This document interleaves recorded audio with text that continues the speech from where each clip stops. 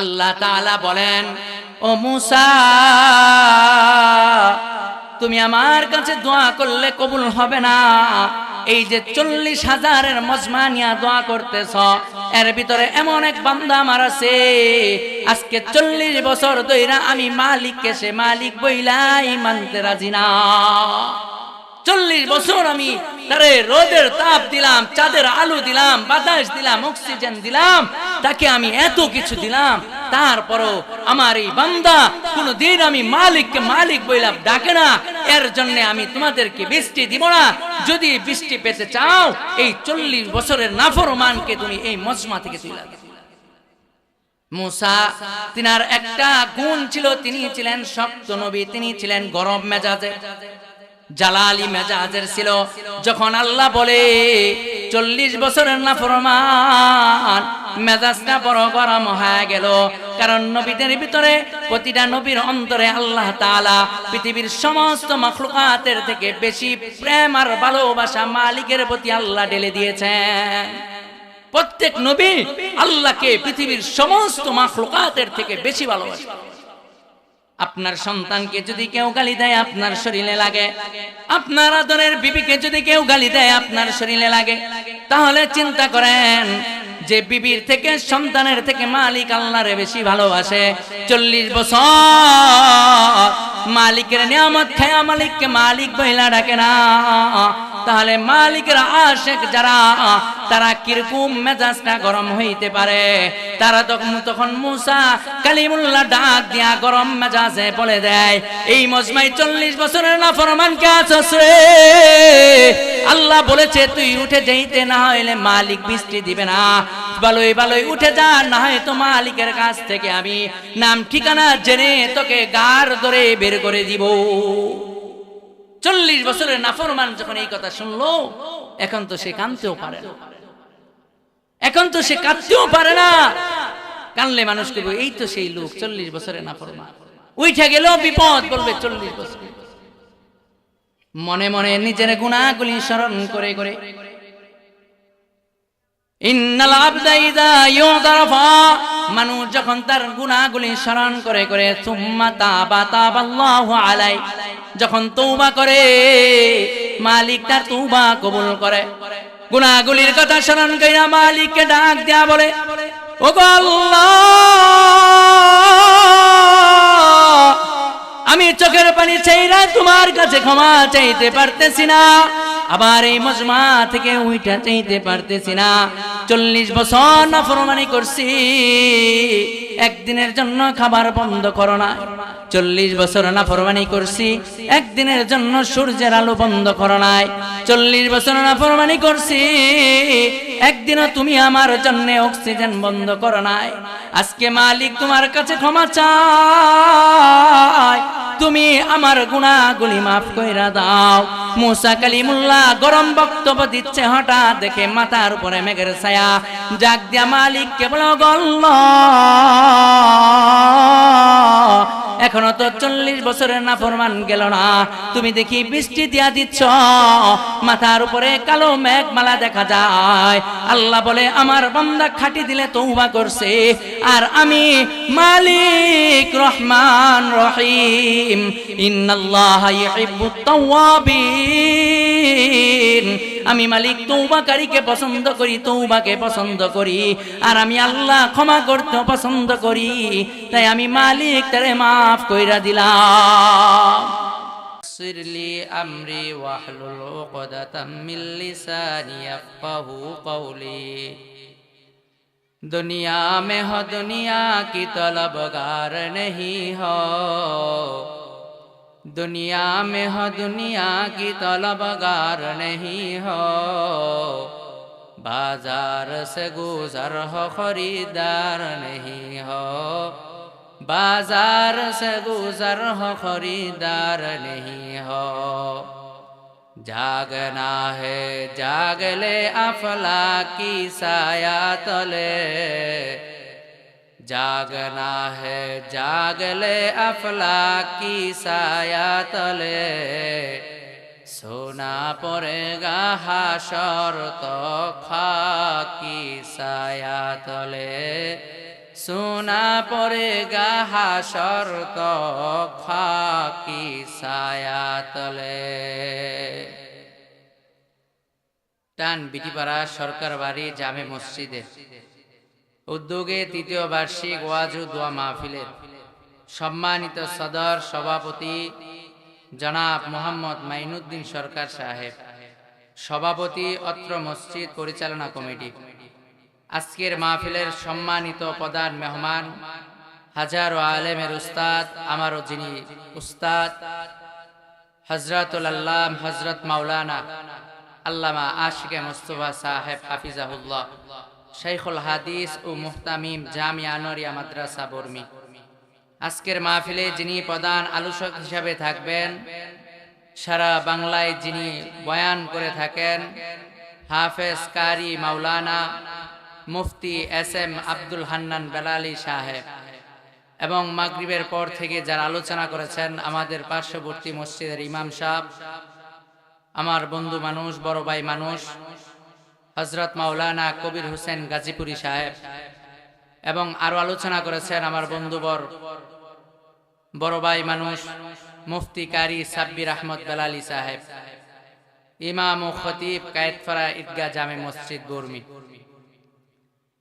আমার সামনে যারা উপবিষ্ট আছেন, আমার বাবার বয়সী পিতৃ সমতুল্য মুরব্বী বাবাজিরা, আমার সমবয়স্ক যুবক ভাইরা, পর্দার আড়ালের মা ও বোনেরা, আমরা এমনই এক সময়ে এসে পৌঁছেছি যে সময়টা আমাদের জন্য নিরাপদ নয়, যে সময়ে মানুষ মারা গেলে মানুষ তাকায়া থাকে, দেখে, কিন্তু কেউ কারো কাছে আগায় আসে না। যেই সময় হত্যা হয়ে গেছে একবারে স্বাভাবিক একটা বিষয়, মশা মারলে যেরকম ভাবে এটা নিয়ে কেউ আফসোস করে না, মানুষ মারা গেলে কেউ আফসোস করে না। কিন্তু এমনই এক সময়ে যখন চতুর্দিকে ফিতনা ফাসাদ, চতুর্দিকে মানুষ কিভাবে অর্থের মালিক হবে, ক্ষমতার মালিক হবে, কিভাবে সে দুনিয়ার লাইনে তার নিজেকে বড় বানাবে, এই প্রতিযোগিতায় লিপ্ত, ঠিক তেমনি এক সময়ে মালিক আমাকে আপনাকে দুনিয়াতে নয়, আমাকে আপনাকে বানাতে চায় পরকালে দামি, পরকালে আমাকে আপনাকে মালিক দিতে চায় এক সম্মানের আসন, আমাকে আপনাকে মালিক পরকালে দিতে চায় এক সুউচ্চ প্রাসাদ, যার নাম জান্নাতুল ফেরদাউস। এই জান্নাতুল ফেরদাউসের মেহমান বানানোর জন্য মালিক লক্ষ লক্ষ নবী রাসূল দুনিয়াতে প্রেরণ করেছেন, যেন তার আদরের বান্দারা দুনিয়ার ভিতরে পথ হারারা পথ পায়াত যেন মালিকের জান্নাতের মালিক হতে পারে। এই যে মালিক আমাদেরকে এরকম সুন্দর পরিবেশে আসার বসার তৌফিক দান করেছেন, এই কারণে মালিকের দরবারে শুকর আদায় করি, অন্তরের অন্তঃস্থল থেকে ভক্তি ভরে শ্রদ্ধা নিয়ে মালিকের শুকর আদায় করি, বলি আলহামদুলিল্লাহ। শুনলে আশ্চর্য হবে, আমাদের তো ঘর থেকে বের হলে এক রাস্তা থেকে আরেক রাস্তায় গেলে মোড়ে মোড়ে মসজিদ। গত 2-3 সপ্তাহ আগে আমাদের শ্রীপুর মার্কাজে গেলাম, আফ্রিকা থেকে একটা জামাত, চিল্লার জামাত আসলো, আইসা বলতেছে যে আমরা এমনই এক অঞ্চলে গিয়েছিলাম, আমাদেরকে মাত্র 12টা মসজিদের রূপ দেওয়া হয়েছে, যে এই মসজিদের পরে ওই মসজিদ, ওই মসজিদের পরে অমুক মসজিদ, এরকম 12টা মসজিদ দেওয়া হয়েছে। কিন্তু আমাদের এলাকায় যদি গুনতে যায় 1 কিলোর ভিতরে মসজিদ 12টা পাওয়া যাবে, পাওয়া যাবে না? কথা বললেন, 1 কিলোর ভিতরে 12টা মসজিদ পাওয়া যাবে না? যদি কথা বলেন বুঝবো, বুঝতেছেন, নাহলে আমার আঙ্গুলে গুইনা গুইনা আবার দেখাই দেব 12 মসজিদ। কিন্তু আশ্চর্যের বিষয়, আফ্রিকার ভিতরে যে জামাত গেল তারা বলে আমরা 100 কিলোমিটার, আমাদের এই 12টা মসজিদের এরিয়া এত বিশাল যে এই 12টা মসজিদ 100 কিলোমিটারের ভিতরে মাত্র 12টা মসজিদ। দূরত্ব হলো 100 কিলোমিটার, এই 100 কিলোমিটারের ভিতরে মাত্র 12টা মসজিদ। সেদিকের মানুষের 3 বেলা আমরা যে সকালবেলা নাস্তা খাই, বিকালবেলা দুপুরে আমরা দুপুরের খাবার খাই, রাতের খাবার খাই, এরপরে আমরা পিঠা খাই, জালমুড়ি খাই, বিভিন্ন কিছু খাই, তাদের এরকম কোনো রুটিন করা নাই। খিদা লাগছে খাইছে, খিদা লাগে নাই খাবার খায়। ওই আফ্রিকার চিল্লার সাথীরা বলতেছে, মানুষ নামাজে আসে, একজনকে জিজ্ঞাসে আপনি নামাজে আসছেন, কোত্থেকে আসছেন? বলে যে জায়গায় নামাজে আসলাম এই জায়গা থেকে আমার বাড়ি 20 কিলোমিটার। 20 কিলোমিটার দূর থেকে সে জামাতে নামাজ আদায় করার জন্য আসছে। তাকে বলে আপনি এত কষ্ট করে আসলেন? সে বলে বাড়িতে তো নামাজ পড়া যায়, পড়তে পারি, কিন্তু একা একই ভালো লাগে না। 20 কিলোমিটার দূর থেকে গাড়ি ভাড়া নাই, পায়ে হেঁটে হেঁটে ফজরের নামাজ বাইরে থেকে পড়ে মসজিদের উদ্দেশ্যে রওনা দেয়। এসে জোহর পরে, আসর পরে, মাগরিব পরে আবার সে 20 কিলো হেঁটে বাড়িতে চলে। সেই মানুষগুলো ইমানদার, সেই মানুষগুলিও মুসলমান, আমি আপনিও মুসলমান। তাদের জীবন ব্যবস্থা কত জীর্ণ শীর্ণ, কষ্টে ভরা, আর আমার আপনার জীবন ব্যবস্থা কত সুন্দর।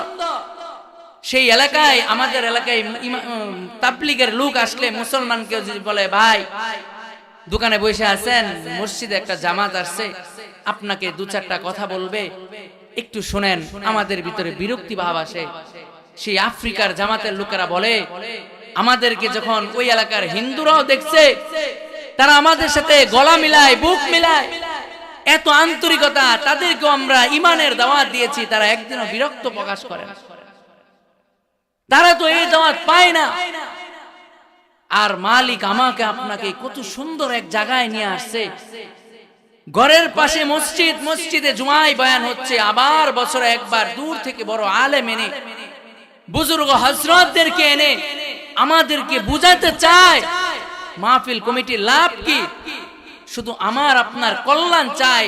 আল মুসলিম আখুল মুসলিম, এক মুসলমান আরেক মুসলমানের ভাই, আর ভাই চায় না তার আরেক ভাই জাহান্নামে চলে যাক, ভাই চায় না তার আরেক ভাই চিরস্থায়ী আল্লাহর গজবে ডুবে যাক।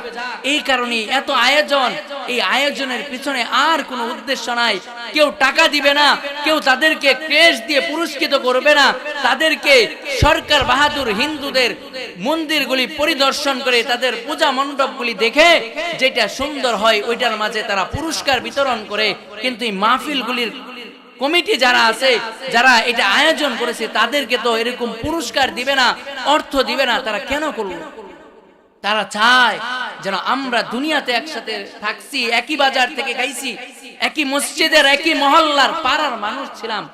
এই কারণে যেন আমরা এই পাড়া মহল্লার মানুষগুলি নিয়ে আমরা আবার একসাথে জান্নাতে থাকতে পারি।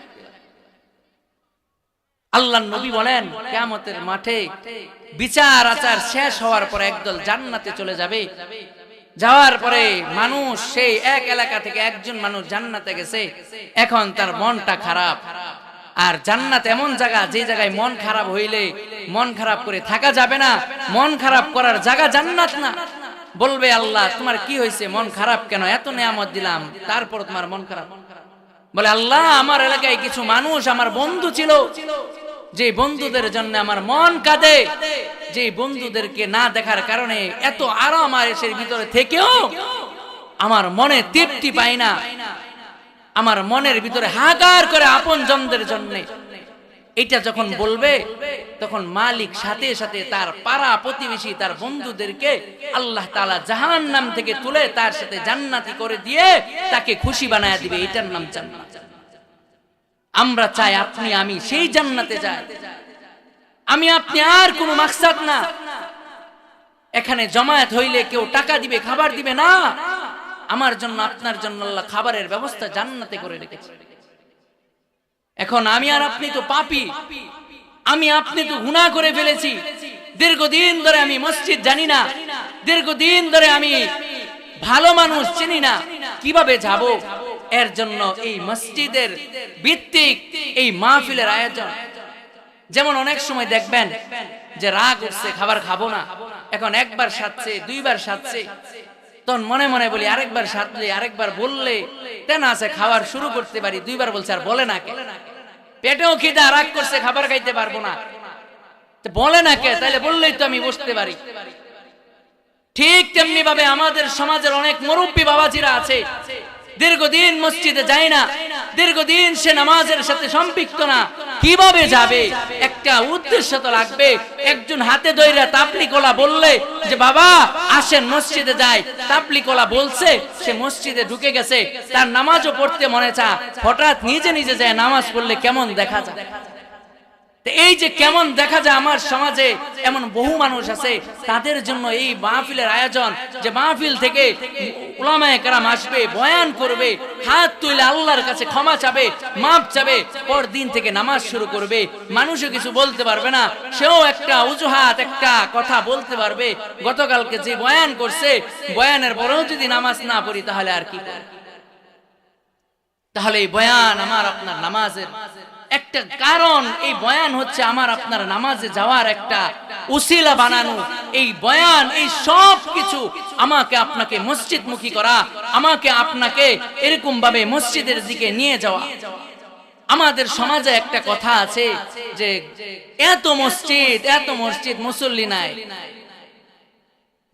নাই, এত মসজিদ। এর আগে একটা কথা বলতে হয়। আমরা যখন একবার শিক্ষক ট্রেনিংয়ে গেলাম শ্রীপুরের ওই পাশে, তখন এক মহিলা বলতেছে যে হুজুররা তো খালি মানুষের বাড়ি খায়। আমি বললাম আপনার বাড়ি কয়দিন দাওয়াত দিচ্ছেন? 30 দিন ধরে না আছি, 25 দিন হয়ে যায়, একদিনও তো দাওয়াত দিলেন না। তো যে লোকগুলি বলে মসজিদ, এত বেশি মসজিদ, এই লোকগুলি একদিনও মসজিদে যায় না। আপনার সমাজে বছরে 6 বছরে 5 বছরে 10 বছরে একটা মসজিদ থেকে গিয়ে আরেকটা মসজিদ হয়েছে, কিন্তু আমি আপনি এমন মুসলমান, আমার আপনার খবরও নাই যে আমার আপনার মসজিদকে বন্ধ করে দেওয়ার জন্য, আমার আপনার এই মসজিদে আজান বন্ধ করে দেওয়ার জন্য প্রতিদিন হাজার হাজার কোটি মিলিয়ন বিলিয়ন ডলার খরচ করে করে তারা পায়তারা করছে, পরামর্শ সভা করছে, কিভাবে এই মসজিদ বন্ধ করে দেওয়া যায়, কিভাবে এই জমিনে মাদ্রাসা বন্ধ করে দেওয়া যায়। আর যেই দিন যেই জায়গায় এরকম পরামর্শ হয়, মালিকের একটা নিয়মান নীতি আছে, যেই জিনিস দুনিয়া থেকে মানুষ সরায়া দিতে চায়, মালিক এই জিনিস দুনিয়াতে বাড়ায়। এই কারণে আমাকে আপনাকে ফিরে যেতে হবে মালিকের কাছে ক্ষমা চাইতে হবে। এখন আমি আর আপনি যে মালিকের কাছে ক্ষমা চাবো, মালিক কি বসে আছে আমার আপনার ক্ষমার জন্য যে বান্দা ক্ষমা চাবে আমি দিয়া দিব? তাহলে শুনেন মালিক কি বলে, কোরআন শরীফের ভিতরে আল্লাহ কি বলেন। আল্লাহ তাআলা কোরআন শরীফের ভিতরে সূরাতুল মাইদার 74 নম্বর আয়াতের ভিতরে দুঃখ নিয়া মালিক বলতেছে, আফালা ইয়াতুবুনা ইলাল্লাহি ওয়া ইস্তাগফিরুনাহু ওয়াল্লাহু গফুরুর রহিম। আফালা ইয়াতুবুনা ইলাল্লাহি ওয়া ইস্তাগফিরুনাহু ওয়া ইস্তাগফিরুনাহু ওয়াল্লাহু গফুরুর রহিম। ও নবী আমার বান্দারা উম্মতরা কি আমার কাছে ক্ষমা চাবে না? আমার বান্দারা আমার কাছে ক্ষমা চাবে না? আমার কাছে কি মাফ চাবে না? আল্লাহু গফুরুর রহিম। আমি আল্লাহ তো ক্ষমাশীল, আমি আল্লাহ গফুর, আমি আল্লাহ রহিম রহমান। আল্লাহ তাআলা জানা দেয় আল্লাহ ক্ষমা করতে। আল্লাহ নবীকে বলে আমি ক্ষমা করতে চাই, আমার বান্দারা কোথায়? তারা কি আমার কাছে ক্ষমা চাবে না? শুধু আল্লাহই পর্যন্তই বলে না, আল্লাহ আরো জানা দেয় সূরাতুল বাকারার ভিতরে আল্লাহ জানা দেয় ইন্নাল্লাহা ইউহিব্বুত তাওয়াবিনা ওয়া ইউহিব্বুল মুতাতাহহিরিন। আল্লাহ জানা দেয় আমার কাছে সবচেয়ে পছন্দের বিষয় হলো মাফ করা। আমি আল্লাহ মাফ করতে ভালোবাসি, আমি আল্লাহ ক্ষমা করতে ভালোবাসি। তাহলে আল্লাহ কেমন ক্ষমা করে? ক্ষমা করলে কয়টা গুনাহ ক্ষমা করে? আল্লাহ তাআলা কোরআন শরীফের আরেক আয়াতের ভিতরে বলে, কুল হে নবী আপনি বলে দেন, ইয়া ইবাদিয়াল্লাযীনা আসরাফু আলা আনফুসিহিম, আমার যে সমস্ত বান্দারা তাদের নিজেদের উপরে অন্যায় করেছে, অবিচার করেছে, লা তাকনাতু মির রাহমাতিল্লাহ, তারা যেন আমি মালিকের রহমত থেকে নিরাশ না হয়ে যায়। আমি আর আপনি যদি বলি ওগো আল্লাহ, আপনি বলছেন নিরাশ না হইতে, আমি বান্দা তো 60 বছর গুনাহ করছি, 40 বছর গুনাহ করছি, 50 বছর গুনাহ করছি, আপনি কি আমার জিন্দেগীর সকল গুনাহগুলি মাফ করে দিবেননি? আল্লাহ জানায়া দেয় তিনার এক গুণ, আল্লাহ তাআলা তিনার একটা গুণ উল্লেখ করে বলে দেয়, ইন্নাল্লাহা ইয়াগফিরুয যুনুবা জামিআ। আল্লাহ বলে আমি সমস্ত গুনাহগুলি একসাথে মাফ করার ক্ষমতা রাখি। আমি মানুষের সমস্ত গুনাহগুলিকে একসাথে ক্ষমা করে দিতে পারি। আমি কেন ক্ষমা করতে পারি? সূরাতুল ফাতিহার ভিতরে দেখবেন আমরা নামাজে বলি মালিকি ইয়াউমিদ্দিন। আল্লাহ বলে আমি বিচার দিনের মালিক। বিচার দিনের মালিক হওয়ার কারণে মালিক তিনি, তিনার উপরে কেউ নাই। আল্লাহ যদি বলতো আমি বিচারক, বিচার দিনের বিচারক, তাহলে মালিক না হইলে তিনি সব মাফ করতে পারতেন না। যেমন আমাদের হাইকোর্ট জজ কোর্টের একজন বিচারক থাকে, জাস্টিস থাকে, সে সাজা শুনাইতে পারে, মাফ করতে পারে না। কিন্তু একটা রাষ্ট্রের মালিক থাকে রাষ্ট্রপ্রধান, রাষ্ট্রপতি। এই কারণে রাষ্ট্রপতি যদি কোনো খুনির আসামিকেও মাফ কইরা দেয়, তাহলে ওই দেশের কারো তাকে শাস্তি দেওয়ার অধিকার থাকে না।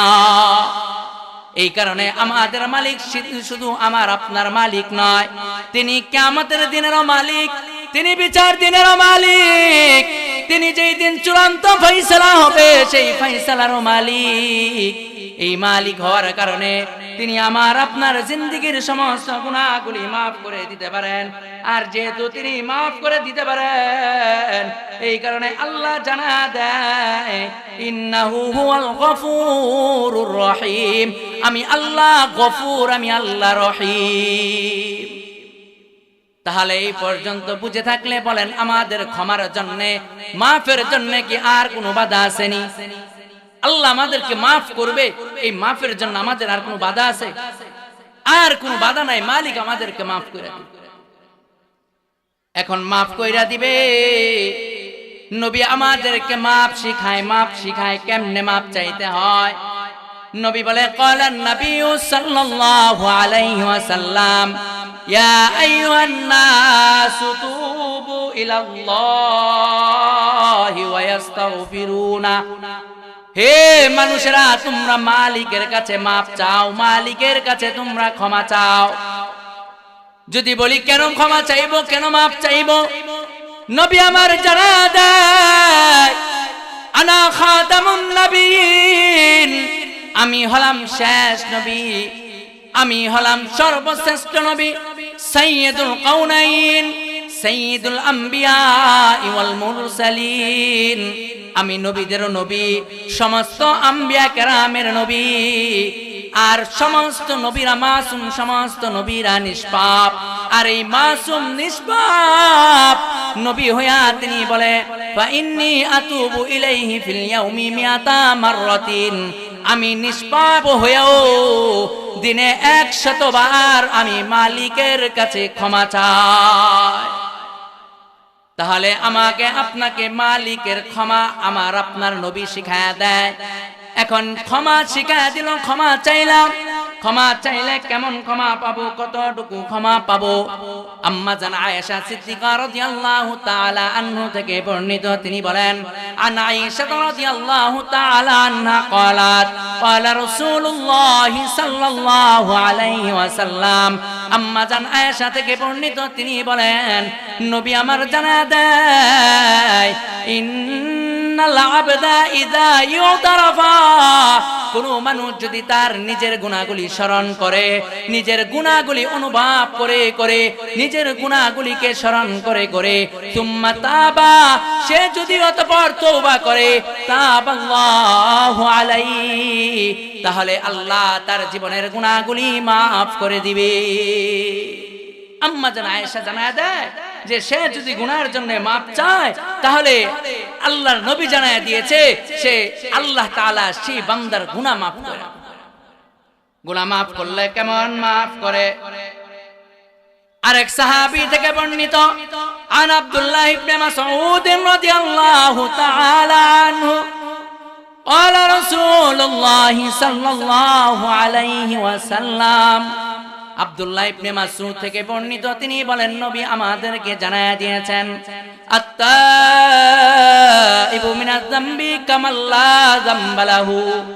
কোন মানুষ যদি আল্লাহর কাছে ক্ষমা চায় তাহলে আল্লাহ তার গুনাহগুলি এমন ভাবে ক্ষমা করে দেয় যেন সে জিন্দেগিতে কোনদিনও মালিকের কাছে এমন ভাবে মালিক মাফ করে দেয় যে জিন্দেগিতে সে কোনদিনও গুনাহ করে নাই, তার এমন ভাবে সমস্ত গুনাহগুলি মাফ করে দেয়। আল্লাহর নবী বলেন এমন ভাবে মাফ করে যে একটা মাসুম বাচ্চা, আজকের নবজাতক শিশু মায়ের পেট থেকে এই মাত্র সে আসলো, তার যেমন কোনো গুনাহ নাই। কোন মানুষ যদি আল্লাহ তাআলার কাছে ক্ষমা চায় তাহলে আল্লাহ তাআলা তার সমস্ত গুনাহগুলি মাফ করে। তাহলে আল্লাহ তাআলা গুনাহগুলি মাফ করে। এই গুনাহগুলি কতক্ষণ পর্যন্ত মাফ করে? আমার আপনার গুনাহগুলি মালিক কতক্ষণ পর্যন্ত ক্ষমা করে দিবে? এই বিষয়েও নবী আমার আপনার নবী জানায়া দেয়। আন ইবনে উমর রাদিয়াল্লাহু তাআলা আনহু قال قال رسول الله صلى الله عليه وسلم ইবনে উমর থেকে বর্ণিত, তিনি বলেন নবী আলাইহিস সালাতু ওয়াস সালাম জানায়া দেয় যে কোন মানুষ যদি গুনাহ করে সে গুনার জন্য ক্ষমা পাবে, মাফ পাবে। এটা কতক্ষণ পর্যন্ত? ইন্নাল্লাহা ইয়াকবালু তাওবাতাল আবদি, আল্লাহ তাআলা মানুষের গুনাহগুলি মাফ করেন, আল্লাহ তাআলা মানুষের তওবাগুলি কবুল করেন, গ্রহণ করেন। মা লাম ইগরগির, যতক্ষণ পর্যন্ত তার গড়গড়ানি না উঠে। আমাদের গ্রাম্য ভাষায় যেটাকে আমরা বলি মৃত্যুর জাকানদানি, গড়গড়ানি, মৃত্যুর আগ মুহূর্তে মৃত্যু সজ্জায় সেই তো হয়ে যায় যে এখন তার দম নাকের আগায় চলে আসছে, এখন সে গংরানো শুরু করেছে। এই অবস্থা হওয়ার আগ পর্যন্ত মানুষ যদি তওবা করে আল্লাহ তার তওবা কবুল। এই যে আল্লাহ তাআলা তওবা কবুল করে, আবার আরেকটা বর্ণনা আছে এই তওবাটা আবার আরেকটা সীমা আল্লাহ দিয়ে দিয়েছেন যে যেই দিন পৃথিবী ধ্বংস হবে, যেই সূর্য আমরা পূর্ব আকাশে দেখি, এই সূর্য যেদিন পশ্চিম আকাশে উঠে যাবে ওই দিন গড়গড়ানি উঠা লাগবে না। সুস্থ সবল মানুষ থাকলেও সে যদি মাপ চায় ওই দিন মাপের দরজা বন্ধ হয়ে যাবে, ওই দিন আর আল্লাহ মাফ করবেন। আল্লাহ তাআলার কাছে প্রিয় কারা? আল্লাহ তাআলার নবী এটাও জানা দেয় মাফ করলে, মাফ চাইলে মালিক কেমন খুশি হয়।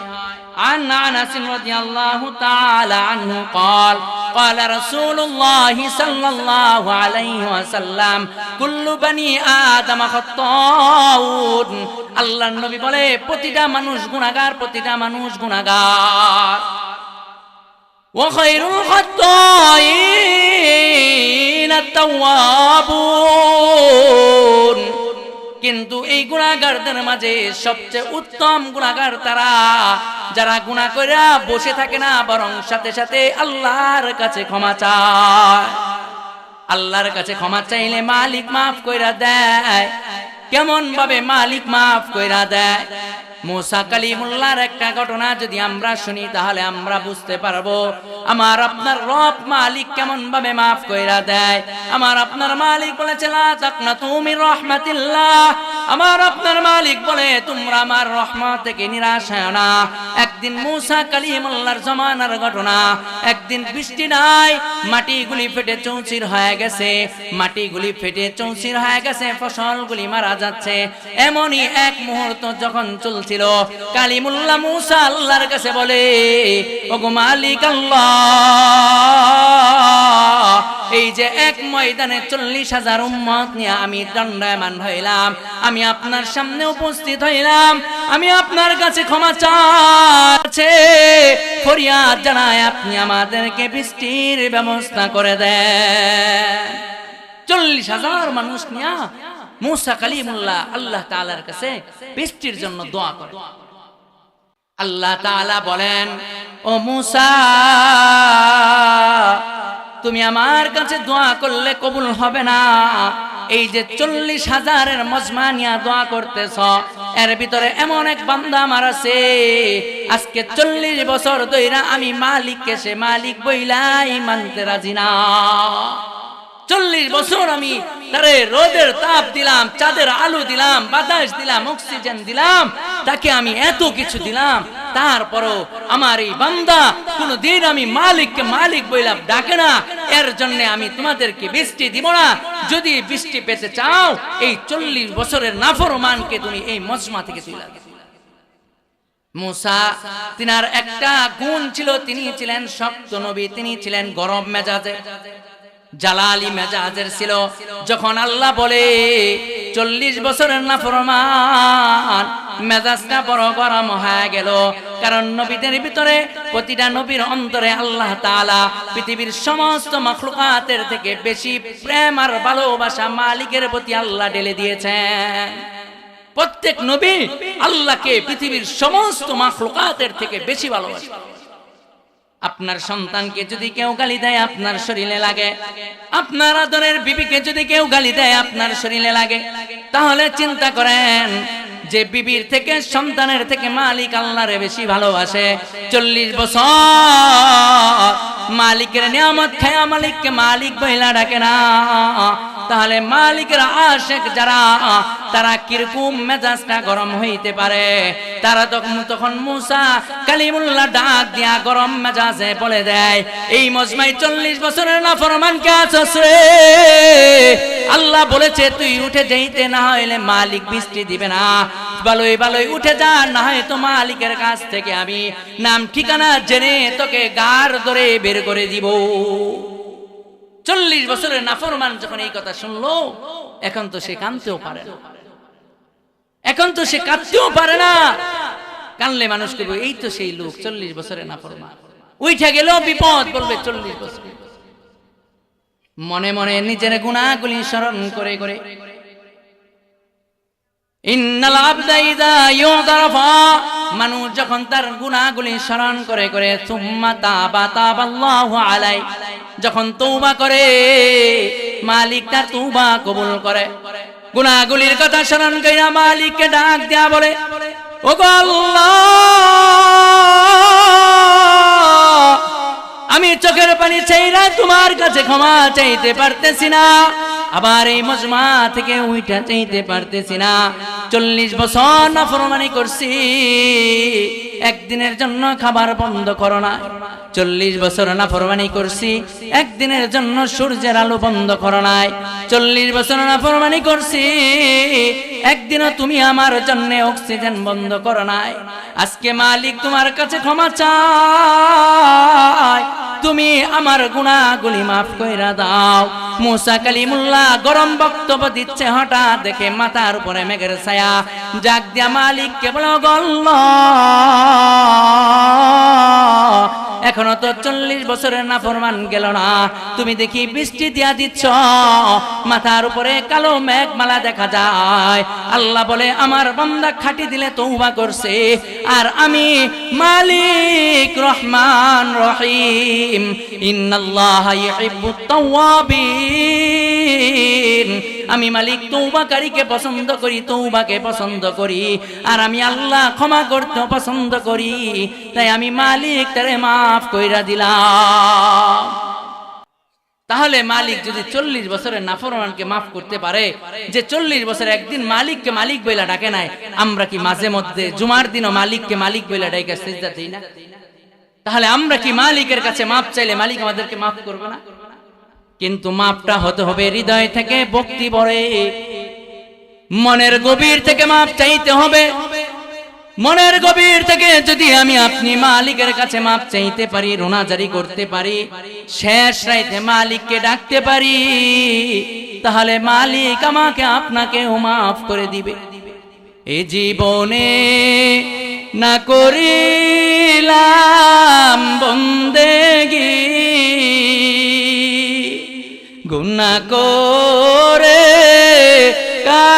কাটাইলাম জিন্দেগি, গুনাহ করে কাটাইলাম জিন্দেগি।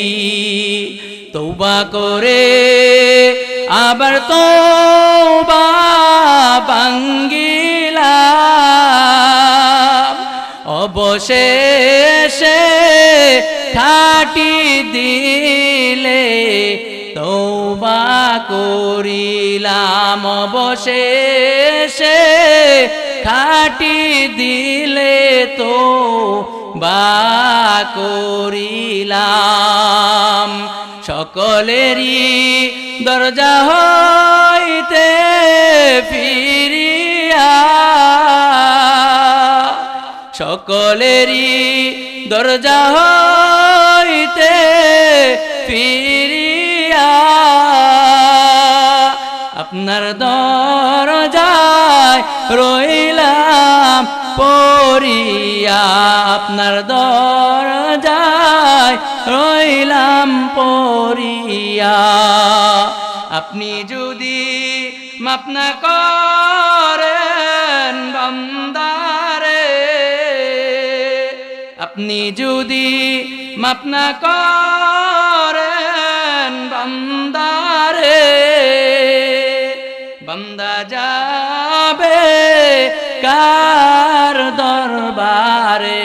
বলেন আপনার বান্দা যাবে কার দরবারে? গুনাহ করছি আর তো গুনাহ করব না, গুনাহ করছি আর তো গুনাহ করব না। দয়া করে মাফ করে দেন রব্বানা, দয়া করে মাফ করে দেন রব্বানা। আদর করিয়া মাবুদ বানায়া, আদর করিয়া মাবুদ বানায়া কেমনে দিবেন জাহান্নামে ফেলিয়া, কেমনে দিবেন জাহান্নামে ফেলিয়া। এরকম ভাবে যদি আমরা আবেগ নিয়ে মালিকের কাছে ডাকতে পারি, মালিককে বলতে পারি, তাহলে মালিক আমাদেরকে মাফ করে দিবেন, মালিক আমাদেরকে এরকম ভাবে মাফ করে জান্নাতি বানায় দিবেন। তাহলে একটা লাভ বললাম, মালিক মাফ করে দিবে, পরকালে আমরা জান্নাতি হয়ে যাব। দুনিয়ার লাভ কি? ইবনে আব্বাস থেকে বর্ণিত, তিনি বলেন মান লাজিমাল ইস্তিগফার, কোন মানুষ যদি এই আস্তাগফার, আস্তাগফিরুল্লাহ, মালিক আমাকে মাফ কইরা দেন, আমি আপনার কাছে ক্ষমা চাই, এটা যদি তার জীবনে লাজেম বানায় নেয়, এটা তার জীবনে আবশ্যক বানায় নেয়, তাহলে নবী জানায় দেয় জাআলাল্লাহু লাহু, আল্লাহ তাআলা তার জন্য এমন ফয়সালা করবেন যে মিন কুল্লি দাইকিন মাখরাজা, যে তার প্রতিটা মুহূর্তে, প্রতিটা সংকটপূর্ণ মুহূর্তে মালিক তার জন্য বিকল্প রাস্তার ব্যবস্থা করবে। পরের অংশে বলেন তার রিজিকের অভাব আছে, আমি তার রিজিকের অভাব দূর করে দিব, তার ঋণ আছে, আমি মালিক ঋণ করে দিব, তার সমাজে সে নিচু শ্রেণীর মানুষ, তাকে দাম দেয় না, সে যদি বেশি বেশি ইস্তিগফার করে আমি তার সামাজিক মর্যাদা বাড়ায় দিব, তাকে এমন জায়গা থেকে রিজিক দিব যে সে আমার কাছে বেশি বেশি ইস্তিগফার করার কারণে, মাপ চাওয়ার কারণে, যে আমি আল্লাহ এমন জায়গা থেকে দিব লা ইহতাসিব, সে চিন্তাও করতে পারবে না যে আমার এমন জায়গা থেকে রিজিকের ফায়সালা। এই কারণে আমরা কই ইমাম সাহেবের বেতনে বরকত আছে, আসলে ইমাম সাহেবের বেতনে বরকত তো আছেই, তারা সব সময় প্রতি নামাজের পর ইস্তিগফার পড়ে, সকালে ইস্তিগফার পড়ে, বিকালে ইস্তিগফার পড়ে, পড়ার কারণে মালিক তাদেরকে প্রতিটা সংকটের মুহূর্তে এমন বিকল্প রাস্তা খুলে দেয়, যে এমন রাস্তা খুলে দেয় যে রাস্তার কোনো সীমা নাই, যে রাস্তার কোনো অভাব নাই। আমার জীবনের একটা কথা, এটা বলে শেষ করছি, আমার বাস্তব জীবনের একটা কথা। যখন করোনা চলতেছিল, আমি একটা মোটর বসাবো, আমার কাছে টাকা আছে 10,000 টাকা লাগে 23,000। আমি আমার উস্তাদকে বললাম, আমার মুরব্বী যিনি, যে হুজুর আমি কি করব, বলে বেশি বেশি আস্তাগফার পড়তেছি। এমন সময় হঠাৎ আমাকে আমার এক আত্মীয় ডাক দিয়া নেয়, বলে যে আমার সন্তান করোনায় আক্রান্ত, তুমি একটু দোয়া করো যেন আমার সন্তানকে আল্লাহ হেফাজত করে। দোয়া করলাম, কিছুদিন পরে ডাক্তার রিপোর্ট দিল যে তার করোনা ভালো হয়ে গেছে। আমার সে আত্মীয় আমাকে নিয়া সে বাড়িতে খাবার খাওয়া আমার হাতে 10,000 টাকা তুইলা দিয়া বলে, এটা দিয়া তুমি একটা কিছু কইরো, তুমি যে দোয়া করছো আমার সন্তানকে আল্লাহ ভালো করে দিয়েছে। যে করোনা মানুষের হাজারো মায়ের বুক খালি করেছে, কুল খালি করেছে, হাজারো নারীকে বিধবা করেছে, হাজারো পুরুষকে বউ হারা করেছে, হাজারো বাবাকে সন্তান হারা করেছে, এমন মরণ বেদি থেকে আল্লাহ আমার সন্তানকে ফিরিয়ে দিয়েছে, আমাকে 10,000 টাকা দিয়ে দিছে। আর এই দিক দিয়ে আমি একটা মোটর ফেলবো, আমার টাকার ব্যবস্থা নাই, আমার আছে 10,000, লাগে 13,000, এর মাঝে 10,000 হয়ে গেছে, তাহলে কি আর 3,000 এর অভাব হবে? 10,000 হয়ে গেছে। এই কারণে বাবাজি, আমরা সমাজের যারা আছি সবাই আমার আপনজন, এই কারণে বলি হাঁটতে চলতে ওযু লাগে না, কিছু লাগে না, আস্তাগফিরুল্লাহ পড়তে থাকেন, দেখবেন মালিক আপনার রিজিকের দ্বার খুলে দিবে, আপনার ঋণ পরিশোধ করার ব্যবস্থা করে দিবে। মালিক চতুর্দিক থেকে ইজ্জত সম্মান যা কিছু লাগে দুনিয়ার ভিতরে আপনাকে আল্লাহ ছোট একটা জান্নাত বানায় দিবে আপনার জীবনে। এই কারণে আমাদের সকলকে আল্লাহ বেশি থেকে বেশি ইস্তিগফারের উপরে আমল করার তৌফিক দান করুক। ওয়া মা আলাইনা ইল্লাল বালাগ। আসসালামু আলাইকুম ওয়া রাহমাতুল্লাহ।